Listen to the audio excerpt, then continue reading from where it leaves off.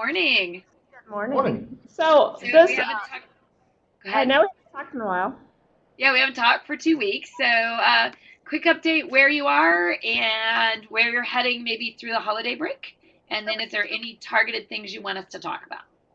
All right. Well, we finished bleachers on that. I thought it was successful. Oh, real well. Yeah, that went well, and the brown bag went real well. The kids, I thought Good, good.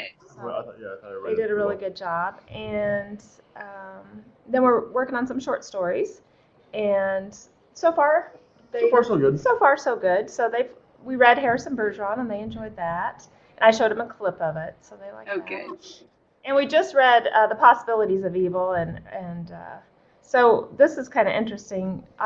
We set the students up, and I told TJ to come in late, and I warned him what I was going to do, and so I basically berated him in front of the class, and I told him that, why are you never on time? Who hired you? You're not servicing the children, and they were just because we talked about is it my job to judge him? We were talking about judgment calls versus judging people before we read the story. But Yeah, and you being mean, Lisa, is just funny because I know you too well. You're like sugar with sugar on top of sugar, so that's even funnier. mean, wasn't I? It Maybe. was all right. It was good.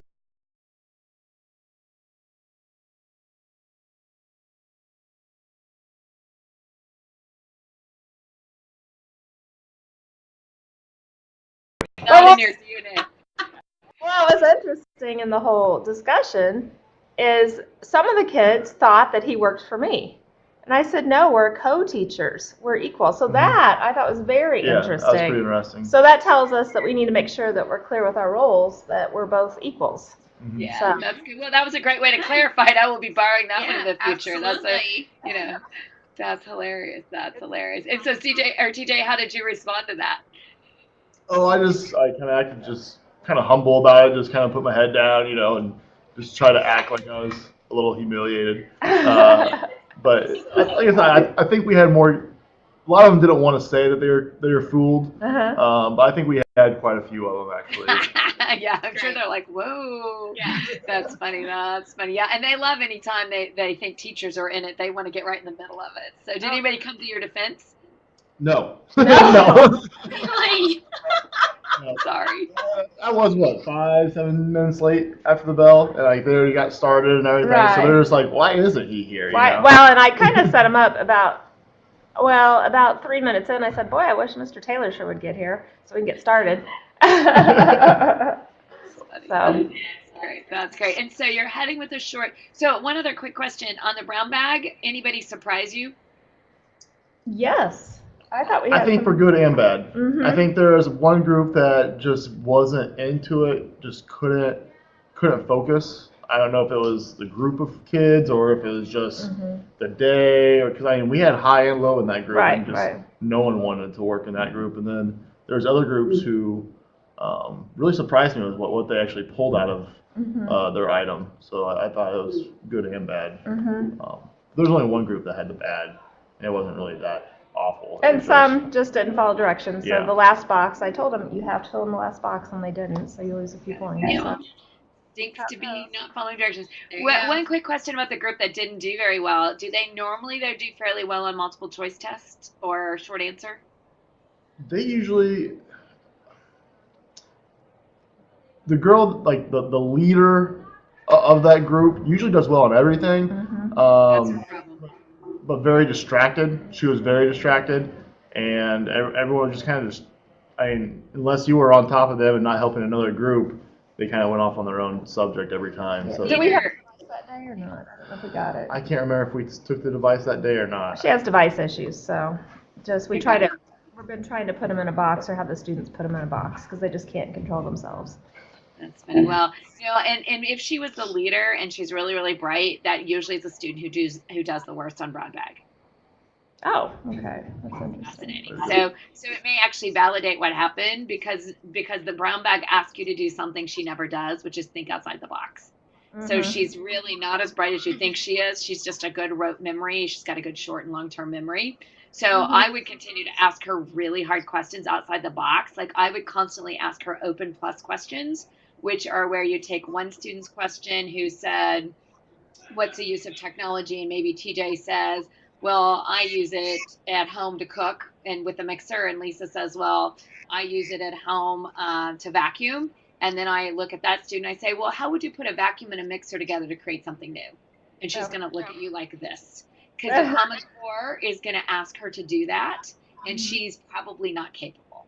Mm-hmm.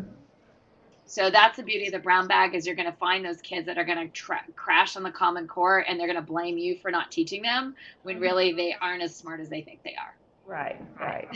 So interesting. All right. And where are you going between now and the holiday breaks, besides having some fun, hopefully? And what's your roles and your plans for each other in the last few minutes you have?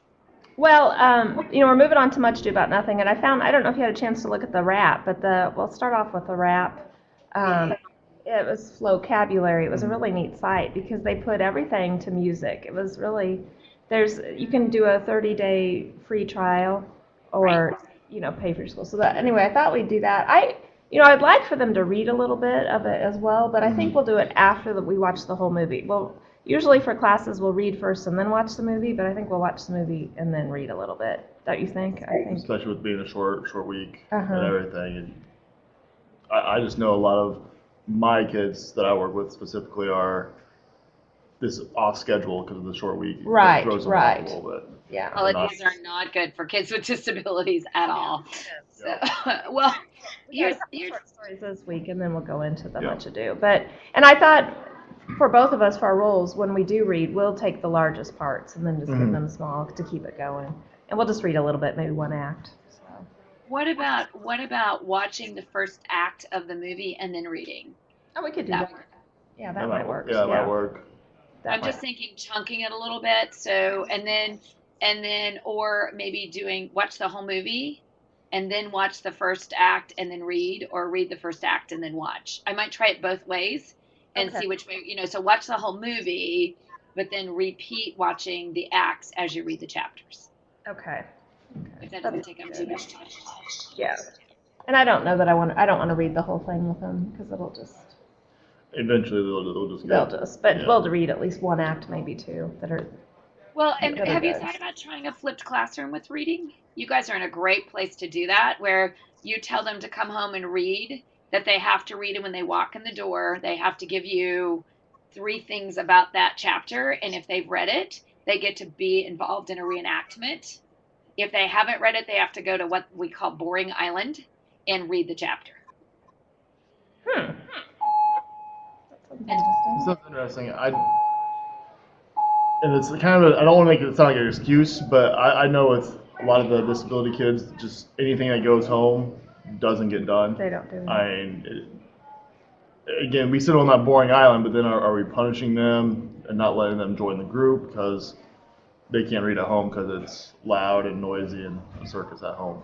Could they do an audio at home, maybe, even on the bus ride, if you gave them the book on tape, just a chapter? I'd be curious to see, because what they're finding with the flipped classroom, and I agree with you 100%, TJ, is that kids who normally wouldn't do homework will, because they want to be engaged. But what you're saying is, I'm not giving you the opportunity. You have to choose that as an opportunity you want to take. So it's only Boring Island that you still have to get the content, but as soon as you know it, you get to join the group. So it also says that while you're at Boring Island, you better get engaged, listen, and read quick, because as soon as you can tell me those 3 things, you get to go over and join the activity. Okay. It wouldn't be bad to try. Yeah, we could try it. Mm-hmm. Yeah, I agree with you. But it's funny, I watched a teacher do it with the French Revolution, and every kid read that chapter because they just needed to know the conflict. And so she made it that they could read it, they could call a neighbor, they could even stay after school and talk to you about it, TJ, and say, tell me the 3 things, so that when they walk in the door, if they can't tell you those 3 things in that chapter, they don't get to participate. So it becomes their problem to figure it out instead of you guys telling them how to find those 3 things. Okay. It might be something where we kind of give them a question they have to answer before they come in. Yeah. So they know what to read for rather than just I have to read the sentence. Right. Mm-hmm. Yeah. Food for thought. It's just, I'm just trying to think of things to challenge you. Anything you're worried about, or anything you want to add to? I was actually going to suggest listening to the book on tape. They also, I mean, if you you could scaffold it that your students with disabilities actually have the question that they have to come back and answer, while some students in the classroom you're looking to come in with the 3 things. So that way you are getting what you want out of the students with disabilities, and they can also attack it any way they want. So if they want to listen to it, they can listen to it. If they want to find a clip on YouTube, they can find a clip on YouTube and listen to it that way. You know, whatever works best for them. Yeah, that works. Well, we'll have to start thinking about the semester exam and not making it too long, and what we want to do with that. So that's something, especially for next time, we want to talk about. Okay, we'll think about that one. I think part of your semester exam should be performance, so I'm going to challenge you guys both to think about that until we get back together. Okay. Some kind of demonstration instead of just paper pencil. It could be a comic, a theatrical, something. So let's think about that and what that might look like. Would you like to meet next Monday, or would you like to wait till the Monday after? It's completely your call. What do you think? We're getting 2 days today. Yeah, we only have 2 days, so maybe the Monday after, I think would be better. After that, we'll re-engage with you again, and that'll give you some time. So our next goal would be the semester exam, and we'll think about some alternative ways for that. And then anything that you're worried about, any specific student, if you want to bring data or work samples even, feel free, and we can actually see those on the camera and give you some feedback on a student who's doing, if you've got a student who's still struggling. Okay, that sounds good. All right. Happy Thanksgiving. Happy Thanksgiving. We're very thankful that you're willing to do this project with us. It's been a lot of fun for us. Hopefully you've learned a few things too. Okay. Absolutely.